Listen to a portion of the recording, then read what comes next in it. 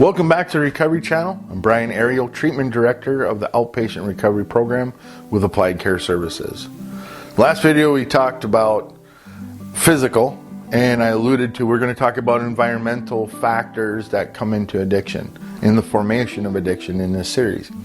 So that's where we're going to start today, environmental. So when we think of environmental, we might think of like outside, right? Everything outside, right? But the environment that we live in. So whether or not you come from the suburbs, the inner city, or the rural country kind of areas, addiction can get you no matter what. It doesn't know any socioeconomic, racial, anything, no language barriers, no nothing. Addiction is pervasive and can get anybody. You can be a millionaire, billionaire, or poor person.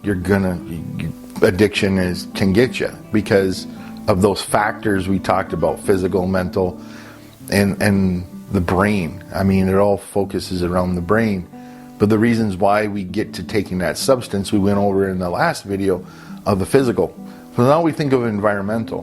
And environmental could be like our home environment, like where we were raised, where we grew up, the friends we hung out with, our family.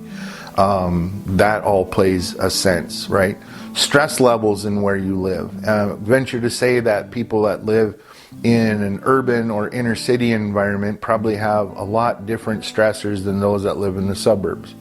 And even those that live out in the rural areas, all the stressors and the effects of our environment and how we interact in our environment are all different. They're different amount of stress. So for inner city, it might be more like there's a lot of crime or a lot of stress and a lot of looking over your shoulder and stuff like that. And where it's just like physical and material security and dealing with those things and dealing with lots of people. If we talk about the suburbs, it might be more like means and financial.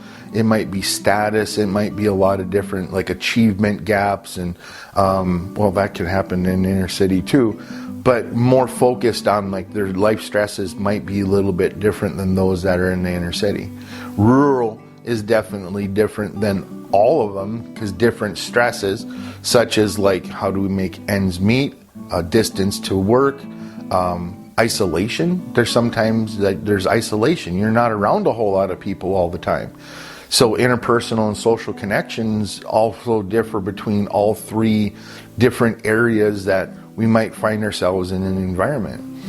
And that's the environmental factors, the places where we live and interact around affect us and how we might view addiction, how we deal with our problems, and how we seek help and access. So there's also different levels of access to care or access to resources. Inner city might have less, but more because there's such an amount of people.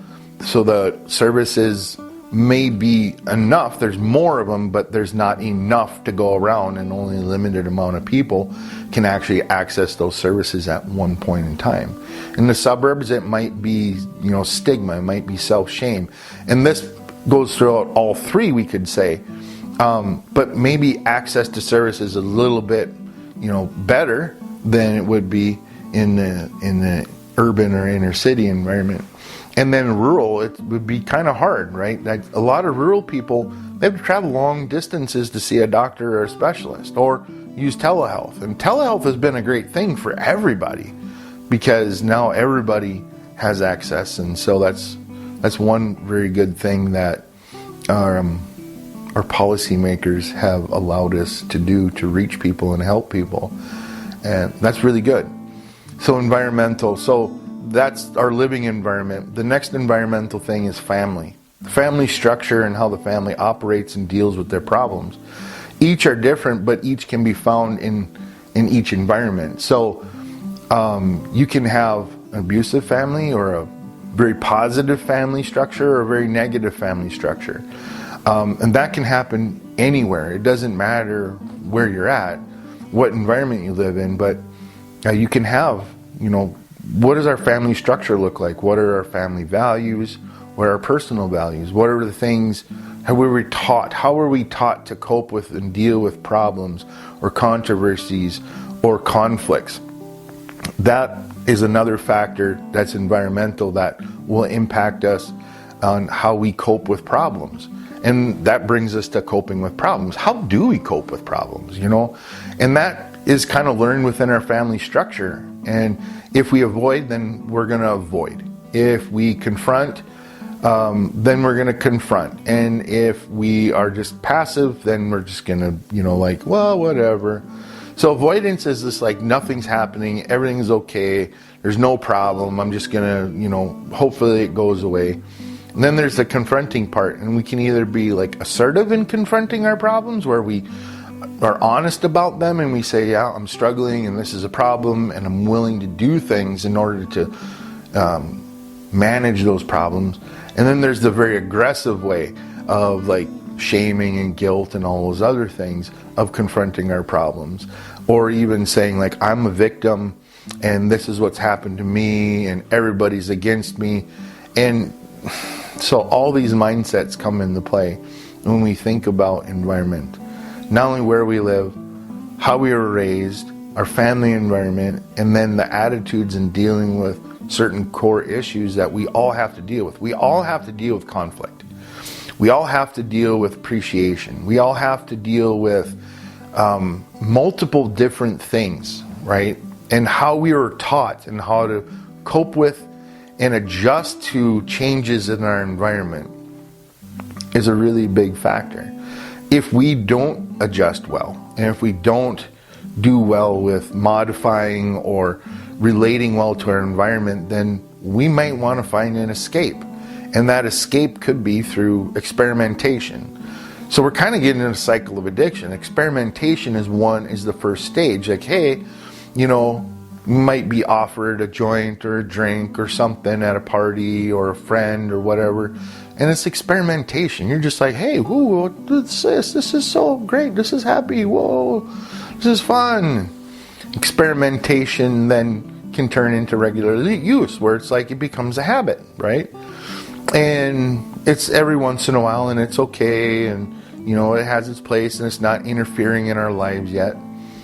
And then we have regular use, and then that kind of ramps up, and it's not enough, and then this is where the brain stuff starts to take over, right?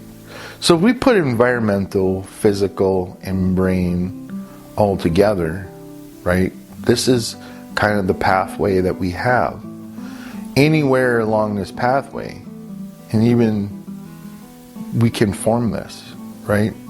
You can be raised in the most horrible place in the world and not have addiction. Why? So there's things called risk factors and protective factors within our environment that we look at. So one is access to services. The other one is family environment, pro-social activities, sense of self and well-being, the ability to provide for self, and those things all play factors into those things.